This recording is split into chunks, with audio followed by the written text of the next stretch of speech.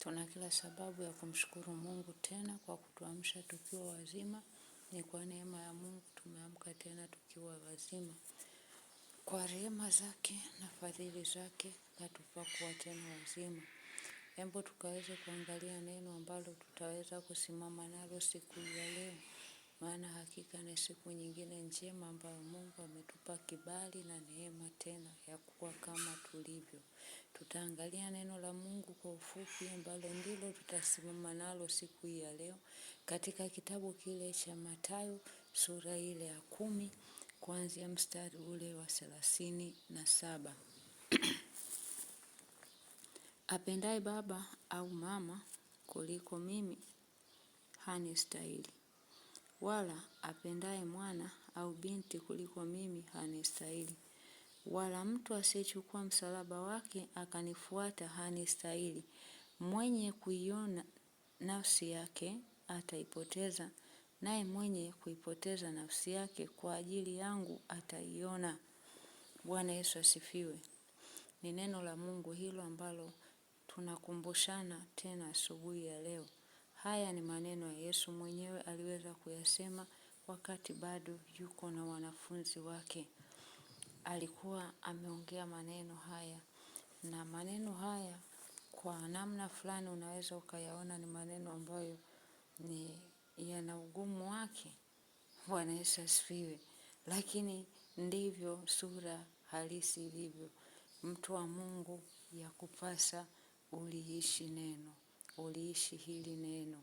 Maana kitu chochote kile ambacho kitachukua nafasi kubwa kuliko Yesu ndani yako, alimaanisha hivyo kwamba kitu chochote kisichukue nafasi ya kwanza ndani yako. Sababu ukichukua baba, mama ni wale watu wa muhimu kabisa.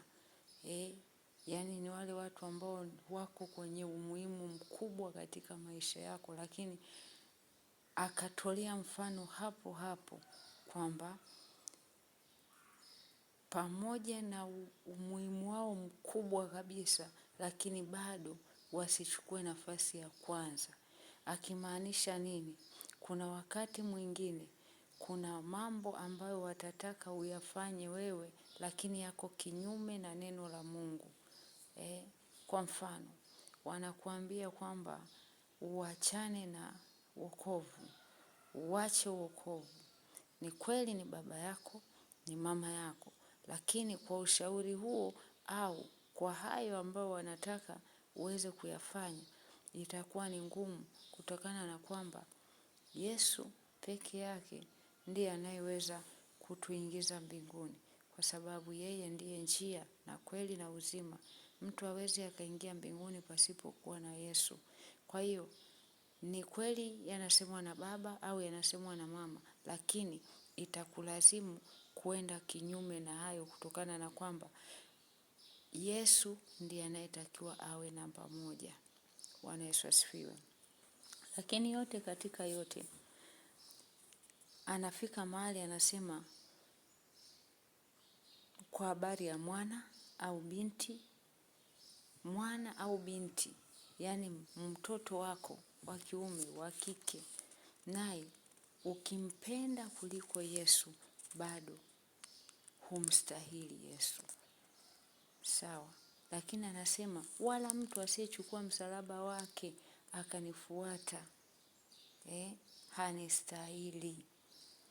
Msalaba ni yale mambo mbalimbali ambayo yanakusibu, yale mambo ambayo ni kama adha kwako, yanaumiza, lakini kwa sababu ya Yesu, inabidi ubebane nayo hivyo hivyo. Sawa. Usimwache Yesu kwa sababu ya zile shida mbalimbali. Usimwache Yesu kwa sababu ya yale mambo mbalimbali ambayo unayapitia kwa namna moja au nyingine. Majaribu mbalimbali ambayo unayapitia ni kama msalaba. Anasema kwamba ya kupasa ubebe huo msalaba, uchukue huo msalaba, umfuate. Lakini anasema hivi, mwenye kuiona nafsi yake ataipoteza, naye mwenye kuipoteza nafsi yake kwa ajili yangu ataiona. Kuna ile nafsi, ile hali ya ndani ya mtu, vile vitu ambavyo nafsi yako inavipenda. Kwa mfano, nafsi yako inapenda upate heshima, usifiwe, uonekane kwamba na wewe ni mtu wa thamani kubwa katika labda jamii unayoishi, katika familia. Lakini ni mapenzi ya nafsi yako, sio mapenzi ya Mungu. Sawa, ni nafsi inavyotaka. Nafsi siku zote inapenda vitu vizuri vizuri, vitu vibaya vibaya ambavyo vina labda kuleta kama dharau fulani hivi, nafsi haipendi. Nafsi inapenda ipate heshima, isifiwe. Ndiyo mambo ambayo nafsi unakuta inayapenda. Sasa tukija kwa habari ya Yesu, inabidi hayo mapenzi ya nafsi yako ufike mahali uyaache. Jinsi nafsi yako inavyotamani wewe uwe, nafsi yako inavyotamani wewe ukae, ya kupasa ufike mahali upime. Je, haya bado nikiyashikilia ninakuwa niko vizuri na Mungu, niko vizuri na Yesu? Kwa sababu kama utayashikilia alafu hayo mambo yakawa yako kinyume na Yesu, moja kwa moja hapa anasema haumstahili. Kwa hiyo ndugu zangu, kuna gharama ya wokovu. Wokovu sio mrahisi hivyo. Ni lazima kujikana. Kuna mahali pengine ambapo lazima ukubali maumivu. Lakini maumivu hayo, unakubali maumivu ili kuendelea kuwa na Yesu ndani yako. Kuna mahali utadharauliwa, hata Yesu mwenyewe tunaona kuna mahali alidharauliwa, akatemewa mate, akapigwa, lakini pamoja na yote yeye alifanya kile ambacho kilimleta hapa duniani, ambacho ni kukuokoa wewe, ni kukamilisha wokovu wako wewe. Kwa hiyo ndugu yangu, haijalishi unapita wapi, lakini endelea kumshika Yesu. Ya kupasa uendelee kusonga mbele, usirudi nyuma kwa sababu zozote zile. Wokovu una gharama, na gharama yake iko hapa kwenye kujikana. Jikane. Usichukulie kwamba yani kila siku utaenda kwa raha, kwa furaha. No, lazima utakutana na magumu pia.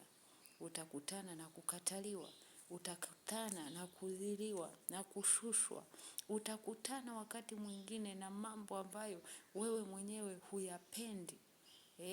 Hupendi uishi maisha hayo, lakini ndio unaambiwa sasa hapo ndipo unatakiwa upite hapo. Bwana Yesu asifiwe. Wenzako wanaenda tu kirahisi, wanaingia kwa shetani, wanaingia mikataba, wengine Freemason, wanapata magari, wanapata majumba ya haraka haraka, lakini ni tofauti na wewe mtu wa Mungu. Wewe mtu wa Mungu ya kupasa uvumilie mpaka Mungu aweze kukubariki. Na Mungu ni mwaminifu, lazima atakubariki. Haleluya. Ninakupenda sana ndugu yangu. Simama, endelea kusonga mbele. Usiangalie jaribu lako ambalo unalipitia likakufanya ukarudi nyuma, bali angalia Yesu alisema nini. Yesu alisema, ulimwenguni mnao dhiki, lakini jipeni moyo, mimi nimeushinda. Kwa maana hiyo, pamoja na dhiki unayopitia, lakini utashinda. Hakuna jaribu ambalo linakuja likose kuwa na mlango. Nasema katika jaribu lile, pamoja na lile jaribu atafanya na mlango wa kutokea. Kwa hiyo ndugu zangu, ni kuendelea mbele, hakuna kurudi nyuma, hakuna kukata tamaa. Kwa sababu unapokata tamaa, ndipo adui anafurahi na kukumaliza na kukuangamiza. Mungu awabariki. Ni asubuhi njema sana. Mungu azidi kuwatetea na kuwapigania. Na hii siku ikawa ni siku njema. Ikawe ni wiki ya ushindi na baraka. Ikawe ni wiki ambayo itakuwa ya mafanikio. Na kibali cha Bwana kazidi kwenda kwa juu yenu. Ni katika jina la Yesu Kristo nimeomba na kuamini.